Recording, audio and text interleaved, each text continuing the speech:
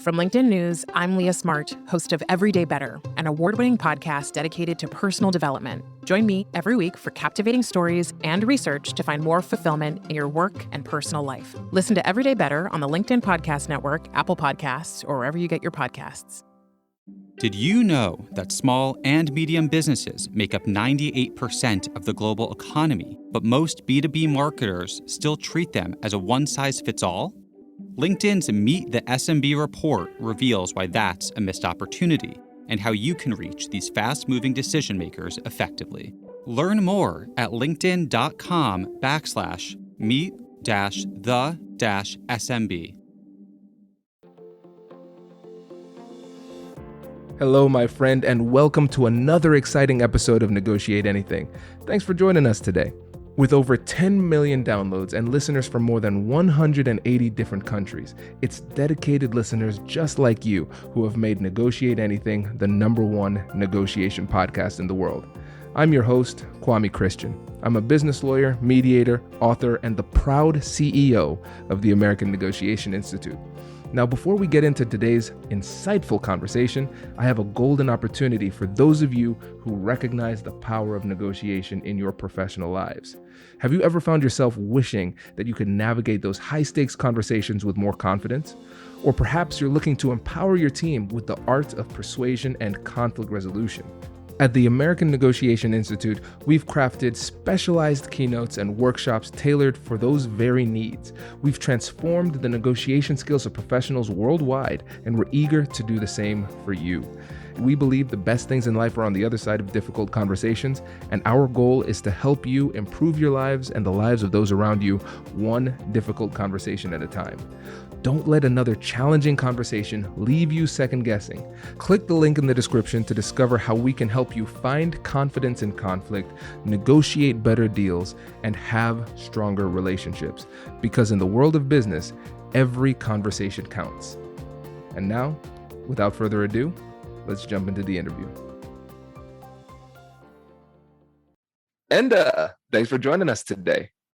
Thanks for having me, Kwame. Absolutely delighted to be here. Yes, we are delighted to have you, my friend. So how about you get us started by telling us a little bit about yourself and what you do? Thanks, Kwame. Well, first of all, again, thanks for having me on. As I was saying to you just a minute or two ago, I've been using your podcast to tell a lot of my students to go listen to this podcast if you want to hear some of the most influential people in our field. So just to say that up front, so thank you, man. My pleasure. Myself, my name's Enda Young, and I have been involved in conflict resolution, negotiation, mediation, one shape or form or other for about 20 years. I'm currently the managing director of Mediation Northern Ireland, and I kind of joke with people. I'm a recovering mechanical engineer. That was my original degree, but I got involved in this work early as a teenager. And maybe I can tell you a little bit about that as well, of why I do what I do, I guess, So that's me. This is great. And I've been excited to have you on the show for months now. Thank you for your patience when it came to scheduling. And you have such an interesting background because you have the negotiation background, you have the mediation background, but then also where you're from, Northern Ireland. And I feel like people don't fully appreciate the conflict that was happening in that area of the world. And so can you start off by telling us a little bit about that story and how that impacted your journey? Yeah, absolutely, Kwame. I suppose my own journey started when I was a teenager. I was about 16 or 17 years old, and I got involved in what we would call cross-community work then. Largely, bluntly speaking, between people who would identify as Catholic and people who identify as from a Protestant background. For myself, in the context, we had our Good Friday Belfast Peace Agreement, in 1998. But before that, we'd lost about 3,500 people, and with injuries of over 50,000 people had been injured during our conflict or troubles. And this month in particular is the 35th anniversary of one particular bomb by the IRA in Enniskillen. And that particular bomb, I guess my connection with it was in that bomb at the time, two particular individuals were caught up on it. One called Gordon Wilson and his daughter Marie. And when the bomb went off, they buried both of those individuals in the rubble. And Marie was buried in the rubble with her father, Gordon. And her last words that he had heard her say at the time were, "Daddy, I love you very much," before she passed. And what was famous at the time was Gordon was then filmed by the BBC, and how horrific a circumstance that was. He said at the time, "I bear no ill will, I bear no grudge. Dirty sort of talk is not going to bring her back to life." And at that time, that time, about 25 years of violence, it had a huge impact, particularly emotionally. And it became known that, by what Gordon said at the time, really did stop retaliations at that moment in time, for that particular bombing. From his, I guess, that act of reconciliation or act of, I don't know, not forgiveness, but what he said and how he said it, then an organization grew out of that, and he set up called the Spirit of Enniskill. And that organization, basically every year, 50 young people went away. Each group had 10 people, 5 girls, 5 boys, 5 Catholics, 5 Protestants. And you went on an 8-month program. And I was one of those people who went away on that program. We ended up being in Maine, Penobscot, in a Job Corps for a few weeks. Ended up, learning the basics of facilitation, conflict resolution, conflict analysis, and things like that. And during that program, when we came home, one day, this two people came into the organization and did a 1-day training session of mediation. And I remember, I must have been 17 at the time, and I remember just going, "Wow, what is that? And how do I do that for the rest of my life?" Right? So I did my engineering, got my degree, and kind of went back and switched from mechanical engineering to my master's was in theory, culture, and identity, really focused on conflict transformation. So that was a bit of a shock to the system, but again, it's what I say to a lot of people when I'm coaching them as well, Amy, is like, regardless if I think difficult it was, you got to follow that bit of fire in your belly, right? Why do you do what you do? And I kind of reflect now down the line, I'm glad I made that choice because it defined me, right? And it is that thing that gives me passion.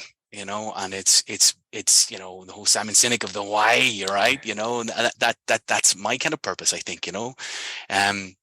So because of that, then I've been lucky to have done an awful lot of work nationally, internationally, lecturing, training, working with some of the world's major companies in Dubai, Malaysia, working a lot with the World Health Organization, lecturing at Queen's University Belfast, and I now currently am the managing director, as I said, of Mediation Northern Ireland.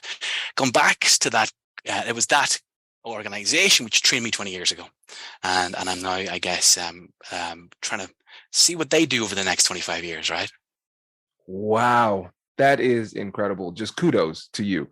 Yeah, it's an incredible story, and your perseverance and focus in this is really inspiring. And then also for me, it's cool to see that there's so many people around the world having the same kind of awakening, like how you went through that program and you said, mediation, what is that? I want all of that. I want that in my life. Right. And so for me, it was negotiation and conflict resolution. It's like, how do I make that happen? So it's really cool to see you matriculating and like growing in this and then helping spread this message throughout the world. So kudos to you on that. Hey, thanks, Kwame. And I listened to your podcast, and you see, it was the world of mediation that got me into negotiation, right? And I love that idea of the fundamental basics underneath it, because for me, regardless of where you are in the world, people are people. Hurt is hurt, harm is harm. The cultural nuance changes, the lens changes, right? The amount of money might change, but the fundamental belief, and that's what I've seen wherever I've worked, is the fundamental thing that makes us remains the same. And it's the unpacking of that becomes really interesting. Yes. Well, let's start unpacking it. Let's begin this interesting journey. This is great. Let's start. So one of the things that you talked about was the intersection between negotiation and mediation. Tell us more about that. Again, it goes back to the idea of, and I maybe even coaching sometimes into that as well a little bit, right? But maybe I'll come back to that. I think that idea of how do we strive for alternative dispute resolution mechanisms? What are the other ways of dealing with conflict outside of violence, right? Outside of the more destructive elements. And for me, the relationships and the skill sets between negotiation and mediation are the same, right? I mean, the stuff that a lot of your speakers and a lot of your listeners will be very au fait with. How do we listen? How do we paraphrase? How do we summarize? How do we focus on dialogue and not just debate, and all of those elements? So I think there's a fundamental, connection there. I think then when you look at the similarity between, for example, mediation and coaching, which for me, a lot of these sit within that same spectrum, the belief that the person in front of you has the answer, right? And as a mediator, that's what we're here to tease out, to find. And the belief is I'm not there to fix it. I'm there to help them find their way to their solution. And the same with coaching, executive coaching, right? And ironically, the people who I've seen struggle sometimes the most when I'm training professional mediators, for example, are sometimes professional negotiators, right? And part of that for me is quite often I see really highly skilled professional negotiators who are brilliant at what they do, super experienced, but they're fixers, right? They're people who are good at fixing and have been trained to fix, maybe naturally inclined that way. And then when I'm training in mediation, normally gets, day 2, day 3 in a 5-day program. And sometimes they're really struggling. And they're struggling to take that step back because they're still in fixing mode. And actually the idea that, it's not your conflict, therefore it shouldn't be your solution, can be quite challenging to people who just want to fix. Hello, my friends. Before we get back to today's episode, I want to ask you a question. Have you ever wondered how to elevate your team's negotiation game and how you can help the folks on your team have better, difficult conversations? At the American Negotiation Institute, we offer transformative keynotes and workshops tailored to empower professionals with top-tier negotiation and conflict resolution skills. Whether it's a keynote for your next event or hands-on training for your team, we've got you covered. Don't just negotiate. Master the art with the American Negotiation Institute. Click the link in the description to find out more. Elevate, negotiate, and succeed. Small and medium businesses don't have time to waste, and neither do marketers trying to reach them. On LinkedIn, more SMB decision makers are actively looking for new solutions to help them grow, whether it's software or financial services. Our Meet the SMB report breaks down how these businesses buy and what really influences their choices. Learn more at linkedin.com/meet-the-SMB. That's linkedin.com/meet-the-SMB. There's so much to dig into here. So let's go deeper. When somebody wants to fix, let's say it might be somebody who has a negotiation background, whatever it happens to be, they want to fix. What is it within themselves that they need to change in order to adopt a better mindset to be a better mediator? I love that question. I think it comes down to being able to let go, right? It's that maxim, it's not your conflict, therefore it's not your solution. And sometimes it's one of those moments in training where you're just waiting for something to click, and I see this, training professional coaches as well. And I think for me, it comes down to the intention behind the action. Are you doing it for you, or are you doing it for them? Also, this idea that let's take it from a very practical standpoint. If you are the negotiator who's now working in a mediation capacity, and you see the solution, you feel the solution, and then you give the solution, yeah, again, it might make you feel good, right? It gives you that, dopamine hit and all of that stuff. And it might work. It might work in the short term. But I guarantee you this, if you go back in the long term, you've removed ownership over that solution, right? And it's now your solution, which might work on paper. But how much real emotional investment do those individuals have who've been in that room with you? And particularly then if you're dealing with different power constructs, right? People will say yes if they know that, their boss needs them to say yes, for example, right? Or in a community setting, there may be other pressures there, for example. So who are you doing it for? And are you sure? Oh, man. Again, listen, and I need you to stop giving answers that are so profound, because I have so many different angles that I want to go with my follow-up questions. Okay, so let's this is so good. Okay, so I love the fact that you're asking that grounding question. Are you doing it for you or doing it for them? Because I know there have been times in my life where I realize, why am I pushing so hard? What is this? Oh, this is about me. Because as a negotiator, sometimes we have that deal making bias, and then we make it about ourselves by saying, listen, if I'm a good negotiator, I can get this done. And it becomes very problematic, especially in your personal life, because now you're removing somebody's autonomy and agency, and they feel like you're forcing them.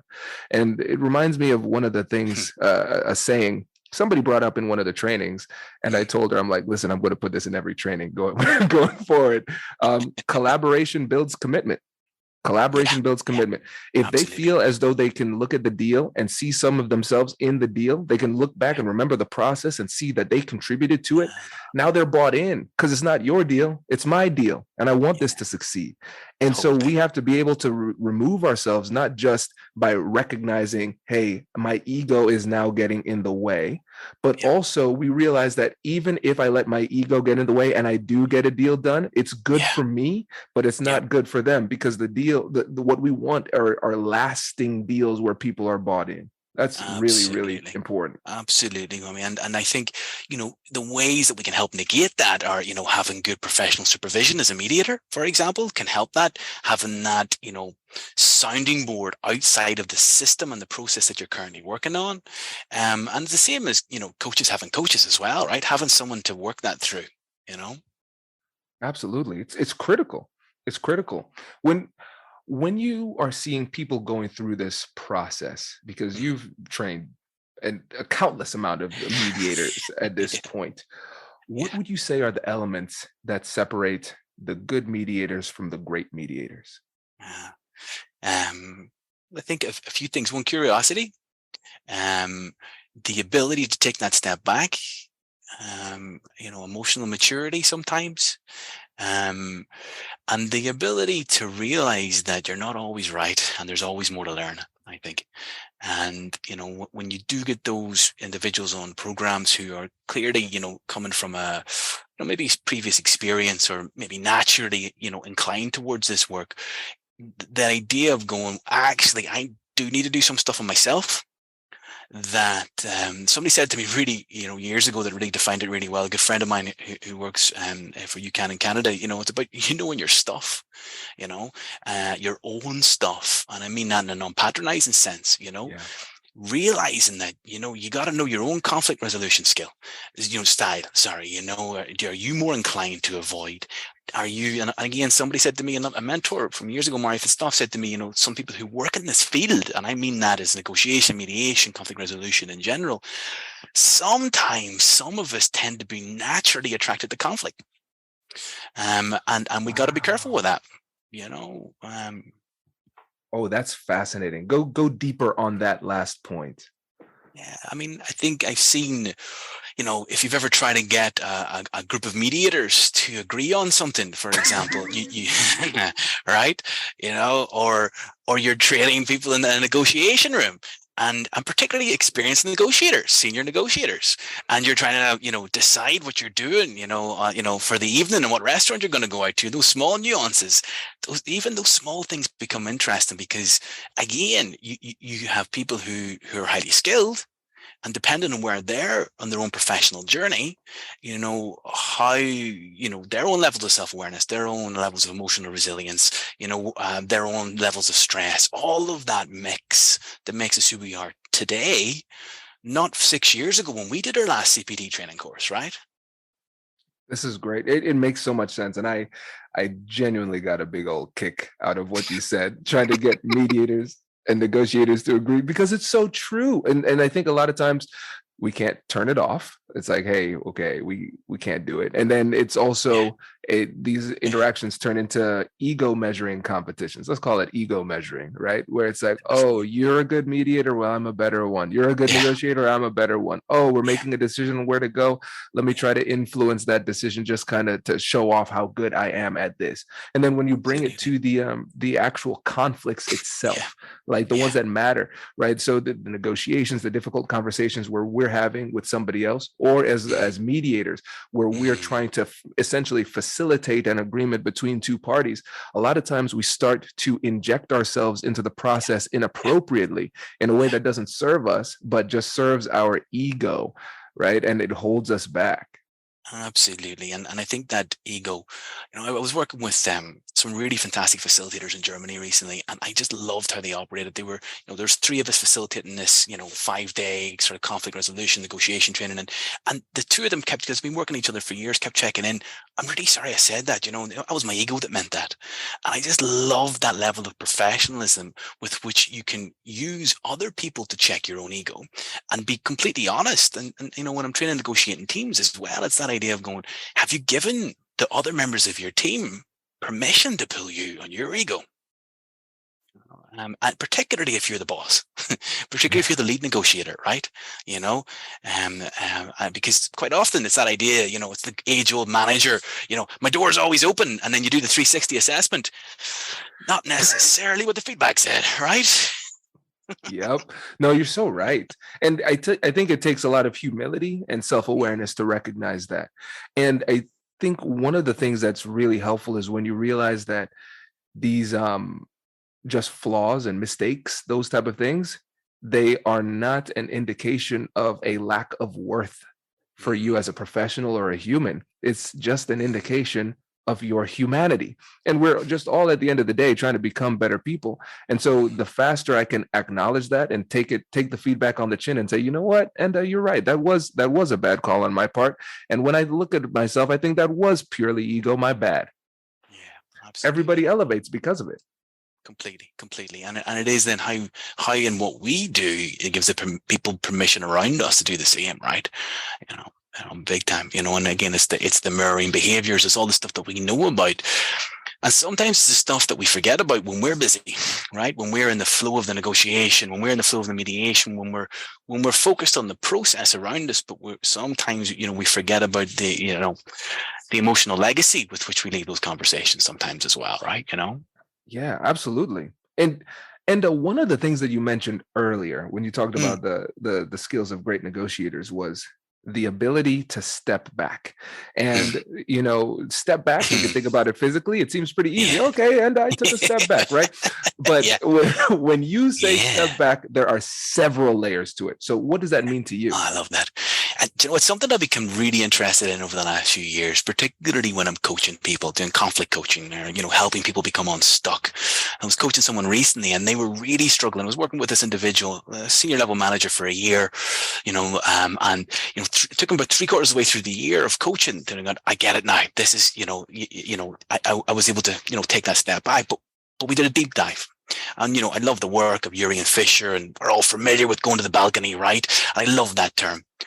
Then we unpack that term. What does the term mean? So for some people, it's about, seeing each word that's said at that moment in time. And I kind of parallel it with first aid, right? If you're trained as a first responder, you can walk in and help if there's a crash on their motorway system or the road. But if you don't take a step back, guess what happens? You get hit by the next car and you become part of the problem. And for me, it's exactly the same thing as you going to the balcony. So, so we analyze that when I'm coaching people. So what do? How do you talk to yourself? And if you're getting really, really fast, well, then slow how you talk to yourself down. If you're shouting at yourself, guess what? Go softer. If, for some people, putting the tongue to the roof of their mouth acts as a physical anchor, and it, switches off those parts of the brain responsible for speech. Other people, as I said, see each individual word. Other people focus on their breathing. Other people twiddle their toes, right, to anchor themselves, or anchor points on their thumb and their finger. But fundamentally, I guarantee you this, to your listener or whoever's there, you already do this, right? We already go to the balcony, and yet often there are times we do it better than others. And it's that deconstruction of the times we do it better that interests me. So when's the last time you did it really well? And what was the difference between that time and the time where you were tired, or you were grumpy, you were whatever that might be? And if you can deconstruct that, then you can repeat that. Oh, this is good. Because what I'm realizing as you describe it is that essentially everybody's balcony is different. Yeah. And so when we describe it, I love that Fisher and Uri would get into, yes, they described it so well. And then I know that there are some people who read their work and said, it doesn't really resonate. Well, then maybe you need to go to a different place, right? So for them, it might be described as a balcony. For me, as somebody who loves chess, it might be walk to the other side of the table. Because I naturally, if I'm playing in person, I can naturally feel myself like, okay, I need to stand up. I'm going to look from a different angle, right? And so whatever works for you, you have to figure that out. And there will be times where you're better. And so like, I'll disclose some examples. So I know for me, I'm better in general at work than I am at home. So like if it's a business negotiation, imagine like with a client, that's super easy because it's easy to detach. It becomes harder when it's colleagues at work, but still a little bit easier than it is at home with family and friends because those relationships are more lasting, right? And so then I realize, what is the mentality that helps me to do well in those? It's going to the balcony looks different. So for me in a mediation, I think to myself, listen, this is not my conflict. Right. And so I'm here to be the level head. If I'm not level headed, then who will be? So it's my responsibility. So I can I can pull myself back because it's not mine. But then home, what I have to do is I have to say, I always say to myself, what would I tell somebody else to do? Because that puts me back into that, like the role of a professional. So I'm going to be more compassionate and empathetic with my tone, but I'm going to remember, stick to the fundamentals, listen, use empathy, use the compassionate curiosity framework, whatever it is. And so I stick to that form, but I have to have like a little Kwame coach in my head, know? So it's really cool to see that, you can get to that same destination using different methodologies. Absolutely. And I think it changes as well, right? Because it changes, with our own emotional resilience, our own levels of caffeine intake, our sleep, nutritional arrangements, exercise, all of those things affect that moment in time. So that idea of, preparation, before we go in as and I know you've got a really good preparation sheet on your website, all of that, all of that comes into your ability to go to the balcony today, before your next negotiation, before your next mediation. Even those 30 seconds and we know how it affects her from a neurological and biological perspective. For me, I focus on my tone, right? Obviously Chris Voss talks about, the cool, late night DJ voice, or my wife calls it my UN voice, right? There's that, right? So tonality is a big thing for me.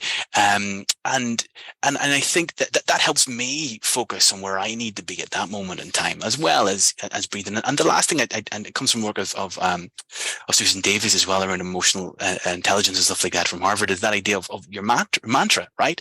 Very quick one, all problems want to be solved. All problems want to be solved, right? It's something like that. It works for me, right? And everyone, as you said, is different. And I love exploring that with individuals and going, well, what's yours right now? And what is it on your best days? This is good. Oh man, there is so much. And I think at this point it's very clear we need to have you back on. We need to have you back on, man. This is too good. And listen, little Easter egg for the listeners too. I am promising everybody I will be in Europe, unless there's another pandemic. Okay, hopefully not. I will be in Europe in the summer of 2023. So hopefully we can make that happen. And maybe next time we do it, we could do it in person. That'd be pretty cool. I love that. Well, find yourself officially invited to Belfast, Kwame. Hey, I appreciate it, brother. Well, listen, before you go, remind the listeners about your incredible work and how they can get in touch with you. Thank you, man. Thanks for having me on, man. And you can find me on LinkedIn, Enda Young, and on our website for Mediation Northern Ireland at mediationni.org. Reach out, folks. I'm always happy to chat. That's my job. This is great. Enda, thank you so much for joining us. Really appreciate it. Thank you, Kwame. Thanks so much for having me on, buddy. Thank you. Congratulations! You've just joined an elite club. By listening to a full episode, you're now officially on the Negotiate Anything team. So welcome aboard. What most team members do is they subscribe to the podcast because that allows them to automatically get the latest episodes of the show. The best things in life lie on the other side of difficult conversations. Keep learning, keep practicing, and keep getting better. Your relationships will improve, your career will soar, and you'll have the confidence you need to get the most out of these crucial conversations. Again, thank you for joining the team. We're excited to have you, and I will see you in the next episode. I'll catch you later.